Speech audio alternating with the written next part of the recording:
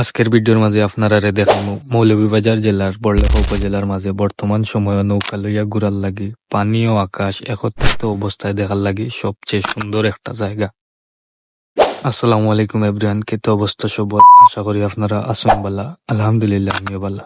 তো নতুন আর একটা ভিডিও নিয়ে আইলাম আমি নাসিম, এবং আপনারা দেখতে পারা N Nasim vlogs. So viewers, আপনারা হয়তো অত সময় ভিডিওর ইন্ট্রো দেখে বুঝতে পারছেন আজকের ব্লগটা কিতার নিয়ে হইতে পারে। ঠিকও গেস করছেন, আজকের ব্লগটা হইল গিয়া 2025 সালের প্রথম নৌকা ভ্রমণ নিয়ে। আজকের ভিডিওর মাধ্যমে আপনারা রেলিয়া যাই বড়লেখা উপজেলার মাঝে অনেক সুন্দর একটা জায়গা। ভিউয়ার্স, আজকে আমরা কাঙ্ক্ষিত গন্তব্য যাওয়ার লাগে জুম্মার নামাজ পড়িয়া কয়েকজন রওনা দিলাইছি। আর এখানে যাওয়ার পথে যে মনোমুগ্ধকর দৃশ্যগুলো দেখতে পাওয়া যায় তা দেখার মতো আর উপভোগ করার মতো। সো এইগুলো আপনার উদ্দেশ্যে তুলিয়া ধরলাম, আর আজকের ভিডিওর মাঝে আরো কিছু অপরূপ সৌন্দর্য তুলিয়া ধরার চেষ্টা করলাম। আপনারা সম্পূর্ণ ব্লগটা দেখতে থাকা আর এই প্রাকৃতিক সৌন্দর্যগুলো উপভোগ করতে থাকা। এখন আমরা যে জায়গাতে আছি এখানে মোটামুটি সবুজ সিনরা। এই ব্রিজটা দর্শনা ব্রিজ নামে পরিচিত। দেখতে পারা পানির দিনও এই জায়গাটা দেখতে কত সুন্দর লাগে। রাস্তাটার দুই দিক দিয়ে স্বচ্ছ পানি তাহায় আর সুন্দর করে ছোট ছোট নৌকা সাজাইয়া রাখায় ও জায়গাটার সৌন্দর্য আরো ফুটিয়ে ওঠে। আপনারা চাইলে এখান থেকে নৌকা ভাড়া করিয়া এখানের মাঝে ফাঁকাইতে পারবেন। আমরা উদ্দেশ্য যখন এখানে নাই, তো আমরা এখানে আরো বাইলাম না, সোজা আগাইতে তালাম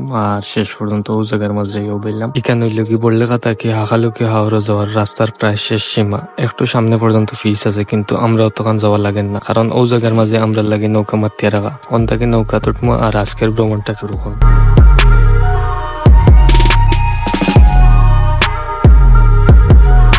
সো গাইজ, বিসমিল্লাহ কইয়া নৌকার মাঝে উঠে গেলাম আর আজকের নৌকা ভ্রমণটা শুরু করে দিলাম।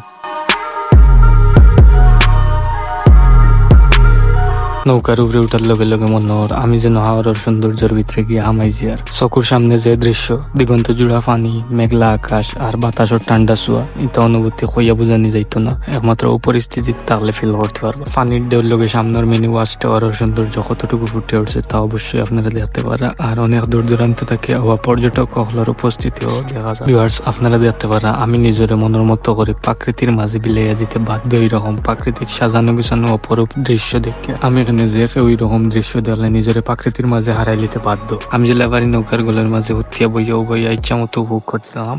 আর দেখতে দেখতে এখন আমরা যাচ্ছি পাখি বাড়ির সাইডে। রাতার গুল খাওয়া যায় না, বাট পানির মাঝে কিছু গাছ আছে, ওগুলা হালকা হইলেও অন্যরকম একটা অনুভূতি দিব আর দেখতে সুন্দর লাগবো। সীমিত আকারে হয়তো রাতার গুলোর মতো একটা ফিল পাওয়া যাইতে পারে।